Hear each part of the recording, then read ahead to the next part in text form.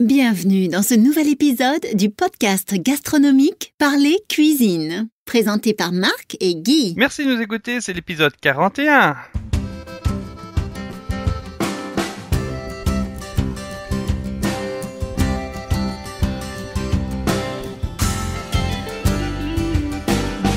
Bonjour à toutes et à tous et à toi qui nous écoutes gentiment, qui a décidé de passer ce moment avec nous. Je te suis très reconnaissant. Au micro, c'est Marc de parlercuisine.com et je te retrouve avec Guy, le grand expert culinaire et pâtissier. Oh là là, trop d'honneur, trop d'honneur. Bonjour Marc et bonjour à tous et à toutes. Voilà, alors on a parlé des tartes. Oui, on a parlé de la tarte à la rhubarbe, on a parlé dernièrement de la tarte au corin. Et ici, je vous ai préparé un petit document qui est en fait une synthèse entre les deux. Pourquoi ? Parce que la tarte à la rhubarbe, la tarte aux groseilles rouges, aux groseilles vertes, aux figues fraîches et aux nectarines, c'est une tarte qui peut être construite en utilisant également du corin. Donc je vais vous donner maintenant le point de vue technique, l'aspect technique. Donc là, on est dans des fruits de saison. En tout cas, pour les figues fraîches, on est dans des fruits de saison. Maintenant, c'est Et vrai les nectarines. Les nectarines, on en trouve encore sur les marchés actuellement. J'en ai encore acheté la semaine dernière. Et alors, de la rhubarbe, évidemment, ça va jusqu'au début de l'hiver. Hein, donc, il n'y a pas de problème. La rhubarbe, on en a tout le temps. Hein.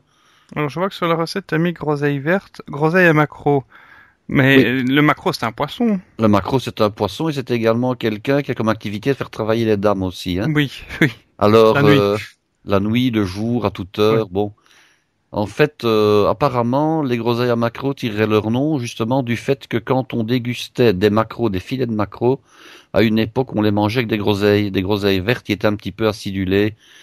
C'était sans doute pour, disons, donner au filet de poisson un petit côté acide que le citron nous donne maintenant et qui était plutôt rare à une certaine époque. Oui, c'est vrai, parce que le citron, c'était un fruit exotique. C'était un fruit exotique et bon, on n'en trouvait pas dans tous les villages reculés, tandis que des groseilles vertes, des groseilles à maquereau, évidemment, on en trouvait dans tous les jardins. Ça se trouve encore maintenant ? Ah, ma grand-mère en avait, en tout cas on les trouve sur le marché maintenant. C'est vrai que c'est un fruit qui n'est pas trop cultivé, je dirais, à l'usage des particuliers, pour une raison toute simple, c'est que les groseilles à maquereau, ils ont de grandes épines bien pointues, et quand on doit les cueillir, les groseilles, il vaudrait mieux mettre des gants parce qu'on se fait piquer de tous les côtés. Ah, c'est pas le même genre d'arbuste que les groseilles rouges.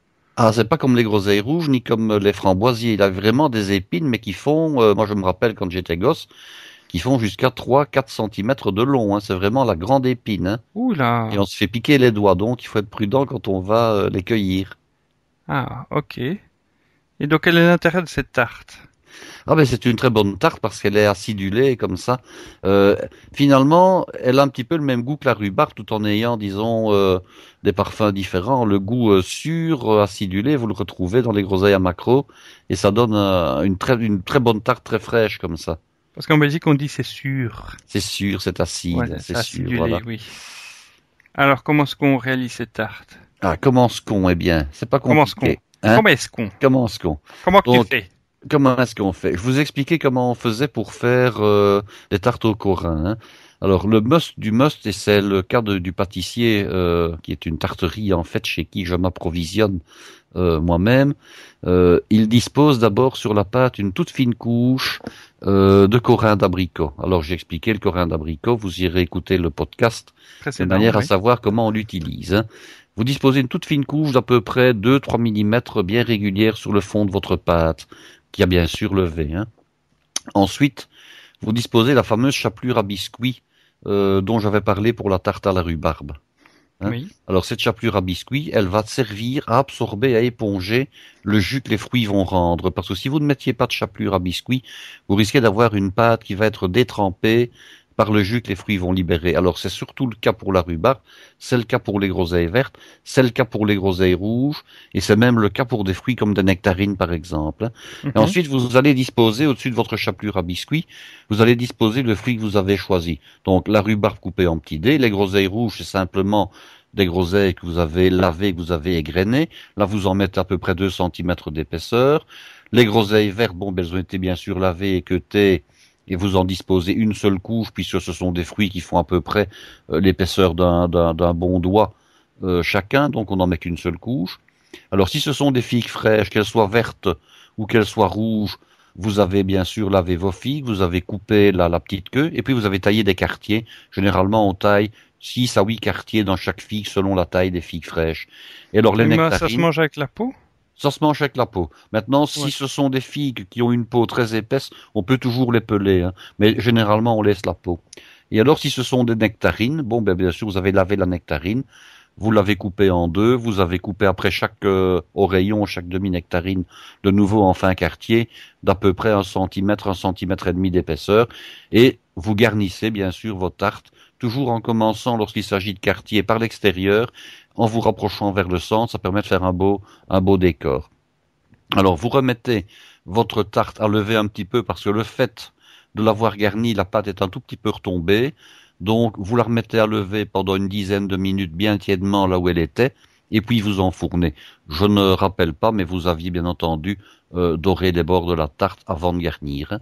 Mhm. Cuisson à peu près une demi-heure. Hein. Petit truc également que je vous donne.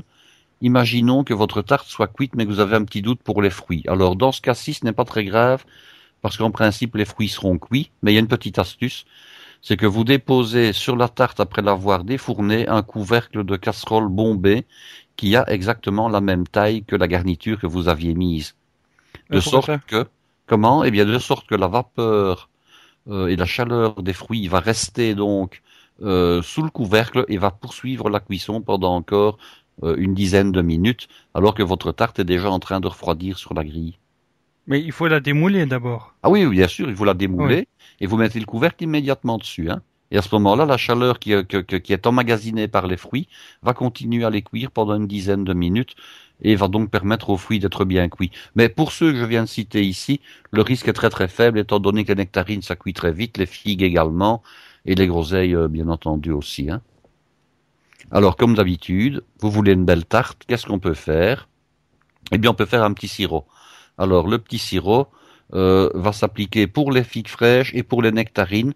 Généralement, les groseilles vertes, les groseilles rouges et la rhubarbe, on ne met pas de sirop. Pourquoi? Parce qu'on va mettre du sucre S0 ou du sucre de type Rafty Snow.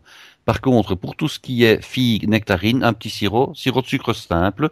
J'avais déjà donné la recette dans un tout premier épisode, donc on va écouter ce que j'en disais. On le lie avec un tout petit peu de fécule, donc fécule de pomme de terre à raison de 80 grammes de fécule pour 1 litre de sirop, bien entendu, pour simplement badigeonner une tarte avec 1 décilitre, 1 décilitre et demi, on a assez. Hein.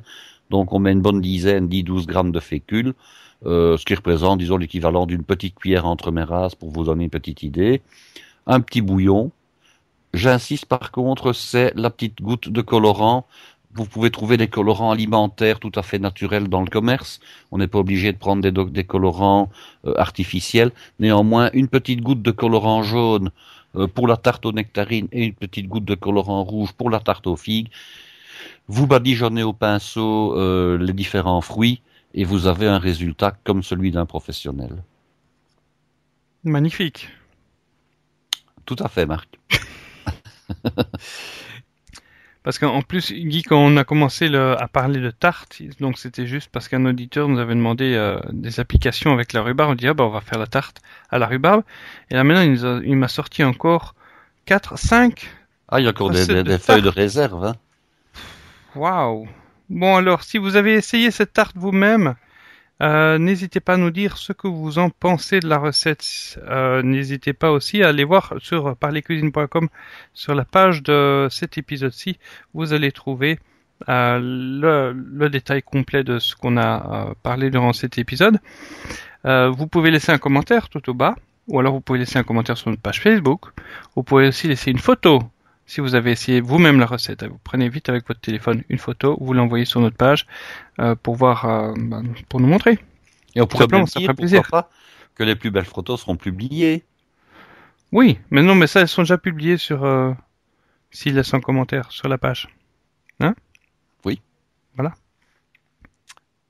Donc voilà, merci beaucoup Guy. N'hésitez pas, si vous avez vous-même une question en cuisine, en pâtisserie ou en tout autre sujet, sur la nourriture. N'hésitez pas à la poser à Guy. Si vous êtes collé si vous êtes bloqué sur une recette, que vous n'arrivez pas à progresser, que vous comprenez pas ce qui va pas, n'hésitez pas à poser la question. L'email c'est questions@parlercuisine.com. Vous pouvez aussi utiliser le formulaire de contact qu'il y a sur notre site parlercuisine.com. Si vous avez apprécié cet épisode, n'hésitez pas à en parler autour de vous et à recommander ça à vos amis. Et si vous n'avez pas aimé, recommandez-le à vos ennemis. Ça nous fera plaisir aussi. Avant de nous quitter, Guy, autre chose à rajouter ? Pour aujourd'hui, c'est terminé. Eh bien, je te remercie. Avant de nous quitter, Audible.fr vous propose des livres audio que vous écoutez comme des podcasts. Recevez votre premier livre gratuit sans obligation d'achat en visitant notre page parlercuisine.com/audible. Et en passant par ce lien, vous soutiendrez le podcast par la même occasion, tout en recevant un livre totalement gratuit et sans obligation d'achat. Voilà, ce sera tout pour aujourd'hui. Je vous remercie de nous avoir écoutés et je vous dis à la semaine prochaine. Au revoir. À bientôt.